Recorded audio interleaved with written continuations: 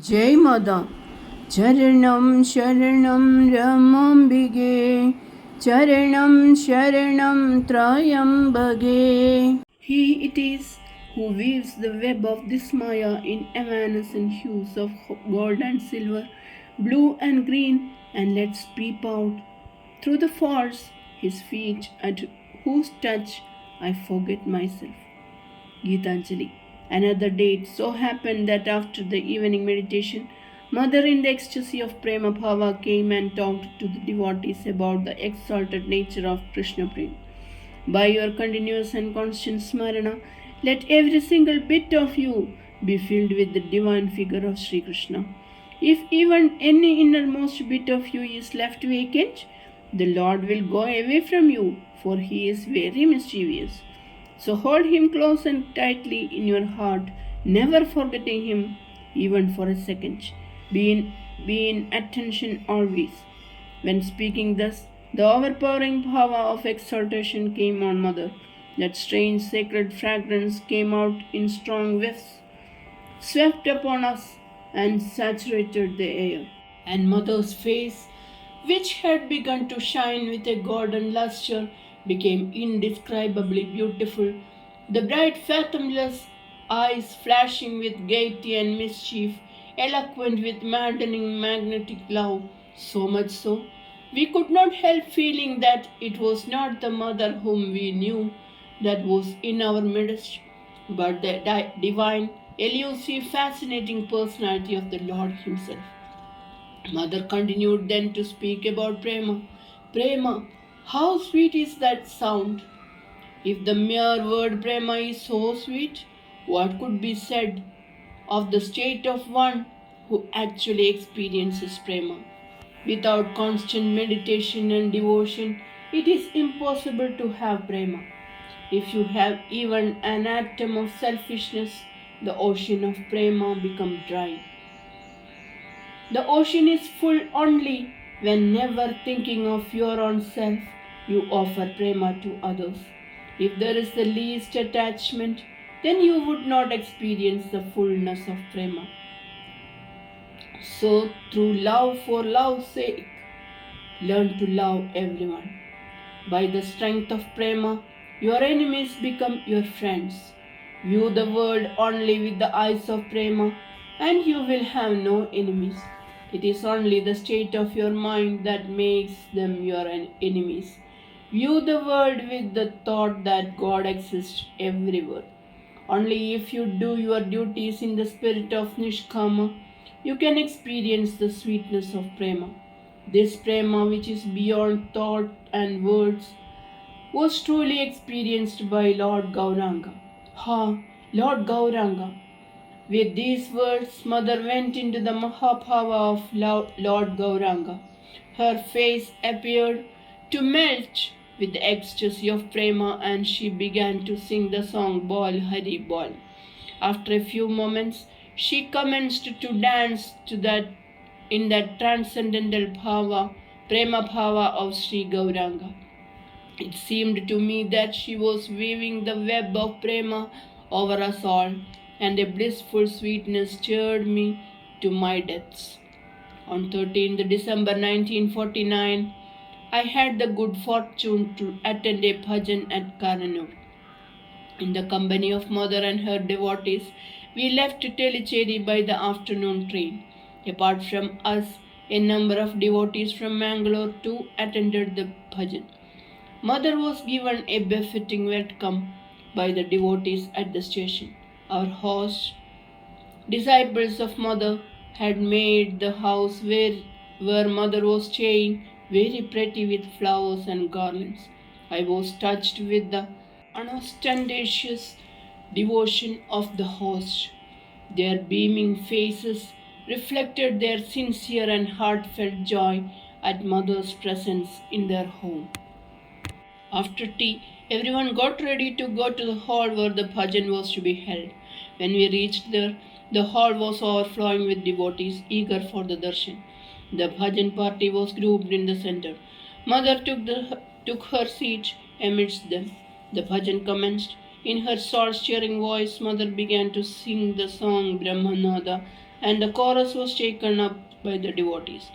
The thrilling notes of her song reached far and wide.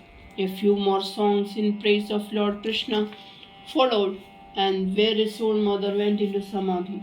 Later on, emerging from Samadhi, Mother rendered the beautiful sloka Kasturi Tilagam. Mother recited it alone, and by the ecstatic look of adoration and bliss on her face, we could feel that the Krishna presence was before her. Words in Malayalam came forth from Mother, O my Lord, at the moment of thy darshan, all sins vanish and one becomes pure. If one gets thy darshan even once, it can never be forgotten, even in subsequent births. Mother broke into the song Mukti Sandoni, which had come to her spontaneously once after Samadhi. Again Mother spoke, in the past 3 yugas, thy darshan was very difficult and rare, even for those who had performed yoga, yaga and yajna. But by bhajan alone, one is blessed by thy darshan in Kali Yuga. But what is a bhajan? A real bhajan puts one in tune with the infinite. It stills the discordant notes in one's being. It softens the heart and brings divine harmony into one's mind.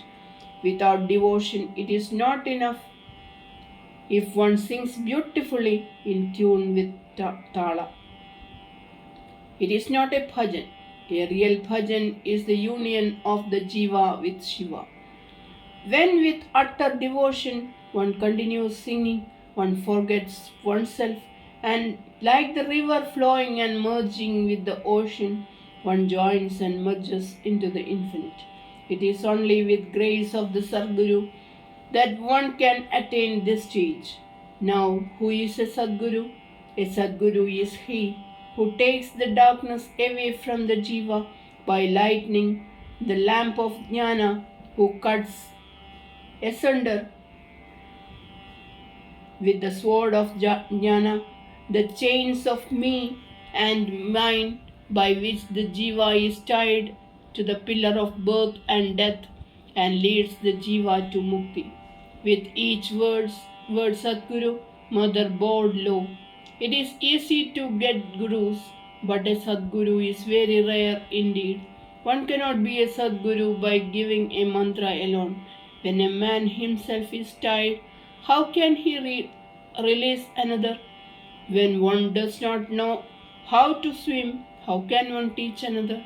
It is not enough to be able to teach another how to swim, but the teacher should have the strength to save him if the beginner suddenly starts sinking in the water. Just so, it is not enough one gets redeemed and attains mukti. One must have the strength to release others from all bondages and be able to carry them to the highest goal, protecting and upholding them in every way. He who has this supreme strength, he alone is a Sadguru. For some time, Mother stood in bhava with her eyes fixed upwards. Again words came, Ha, thy form changes. I cannot perceive the murli in thy hands. In the place of thy garland of flowers, I perceive the garlands of heads. Ha, the divine Mother Kali, people are afraid of thy fearsome form, but how gentle dost thou appear to thy true bhaktas. I behold thy 4 hands. One holds the blood-dripping head of the fierce demon, the demon of Ahankara in thy bhakta, while in another flourishes the flashing sword with which thou hast slain him, the sharp, relentless sword of jnana. In a third shines the beautiful lotus, the fair and spotless child, sprung from the womb of dirt and slime, the true bhakta, who through once steeped in Samsara has through thy infinite grace attained self-realization and now shines in all his unfaded purity. And the fourth is stretched out in all merciful benediction, eager to bestow the supreme gift of peace and bliss on thy true Bhakta. So far, Mother had spoken in Malayalam. Now, in clear, distinct words, Mother launched forth into a description of Divine Mother in English. As I cannot remember the exact words, I am not attempting to reproduce them. Again, Mother relapsed into Malayalam. O Bharat Mata, I do not see the tilak on thy forehead. It has been erased from thy brow. I understand that Pathivratha Dharma, the chief of all dharmas, has fallen low, and Bharat Bhumi, which had been blessed with peace and plenty in yore, now suffers from famine and misery. O Bharat Mother, I will decorate thy noble brow again with the tilak of Pathivratha Dharma. I will sacrifice the last drop of my blood for its fulfillment. In the innermost heart of every moment, I will kindle the deathless flame of this dharma. By the ceaseless joyous peals of the names of God, I will awaken them from the sleep of Ajnana. Mother broke into the cheering song of Bharat Mata Ki Jai, and soon the whole room was ringing with it. The bhajan came to an end with the singing of Vittal Nama, and true to her word, Mother made it ring in every heart. We stayed that night at Kannur. The next morning, a number of devotees and suffering souls came for darshan. A young girl who was suffering from infantile paralysis was brought in on a chair. Mother went to the crippled girl and silently stroked her hand. I saw the tears streaming from Mother's eyes.